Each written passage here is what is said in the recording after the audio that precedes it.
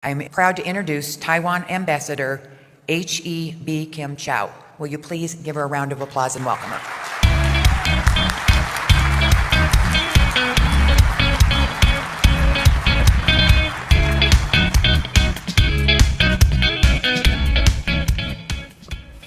Thank you, Karen, for that kind introduction. And also thank you to the Honorable Chair Stuart Adams for hosting this wonderful event here in the great state of Utah. I'm so honored to be able to be here in person to use this occasion, express my gratitude to so many of you, to Alec, and to the so many outstanding freedom-loving legislators around the United States for your friendship and support for the bilateral relationship with my country, Taiwan. And there are a number of specific items that I do want to highlight in terms of our gratitude to all of you. First of all, I want to thank Alec for awarding my president, Tsai Ing-wen, with the International Pioneer Award for Leadership, highlighting her commitment to free markets and also to fighting for democracy. I think this is an honor not only for the president of Taiwan, but it is also recognition of the freedom-loving people of Taiwan and our determination to keep Taiwan free.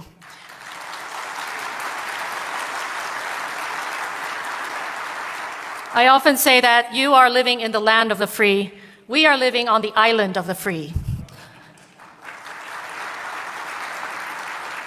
I also want to thank Alec for including in your model policy last year the agenda of supporting a bilateral trade agreement with Taiwan.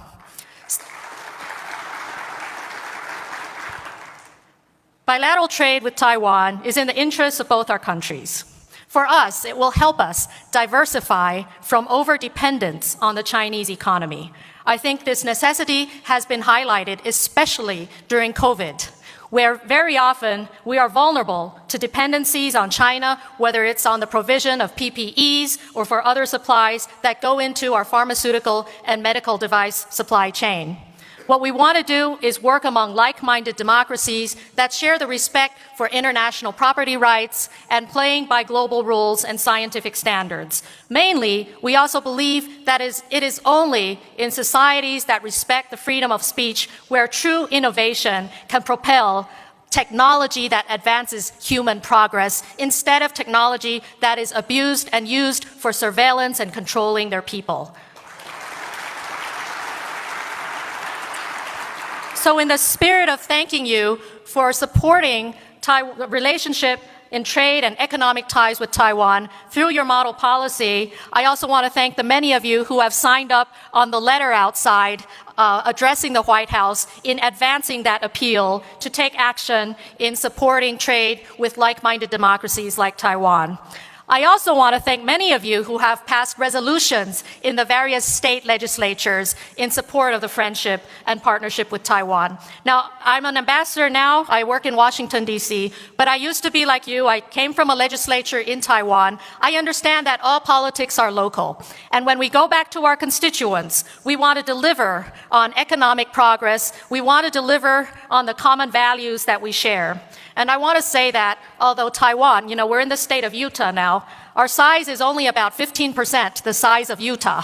But we are the 8th largest consumer of American agricultural products in the world. Which means per capita-wise, each Taiwanese citizen is the 2nd largest consumer per capita-wise of American agricultural products, just second to Canada. So we love American agricultural products. We also love American technology that is based on ingenuity and innovation in an environment of freedom. We are also fans, and of course we depend also on American energy exports that help propel our economy and our industry. So this is a bilateral partnership that reinforces our strengths and we help each other. Let me give you another concrete example. We just heard from the Senate President from the state of Arizona. Now, Taiwan's semiconductor company, TSMC, is now working on a $12 billion investment in Arizona to produce semiconductor chips. In recent decades, Taiwan has purchased high-end manufacturing equipment from the United States, and we've used that equipment to make chips in Taiwan, which we sell to your auto industry suppliers. Your automakers make the cars and sell them back to Taiwan. So isn't this a mutually beneficial and reinforcing partnership? And it would be even better if we could ensure that in Taiwan, as we are a freedom-loving society, we keep Taiwan as a democracy. So in addition to supporting our trade, partnership, I want to thank so many of you for also supporting the defense partnership as well as the political relationship that is based on our common values of freedom and democracy, as well as our common interests in ensuring the peace and stability of the Indo-Pacific region, as well as the prosperity of both our economies. Taiwan stands on the front line of confronting the Communist Party of China. We are under daily coercion on the political level, economic level, as well as militarily. And the United States has always been the most reliable friend and partner of Taiwan as we are confronting coercion from the CCP. You know, when I first started out in politics, Taiwan was just holding our very first ever presidential election, and that was in 1996. And China responded to our very first election by firing missiles against Taiwan. They have a very low anger threshold. They tend to be upset about everything we do, about our existence, about beating their athletes in the Olympics. But I think what's most important is that we work together to preserve our democracy. It's not only important for the people of Taiwan, it is important for all the freedom-loving people in the world, because the Chinese Communist Party has a narrative. They claim that democracy is not suitable for Asian people. That is a lie, that is false, and Taiwan is living proof of that.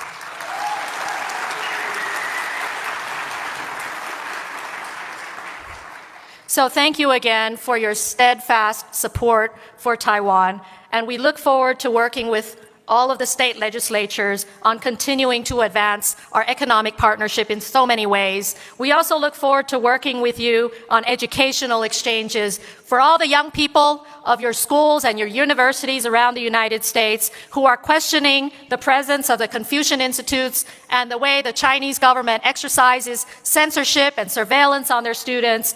Taiwan is your best alternative for learning the Chinese language in an environment where the young people can exercise their full freedom and tweet whatever they want without the risk of going to jail. So we have a lot of work to do, and thank you again to Alec and such strong enthusiasm for this partnership that continues to be so meaningful for democracy, for freedom, for our values, as well as for our interests. Thank you again from Taiwan.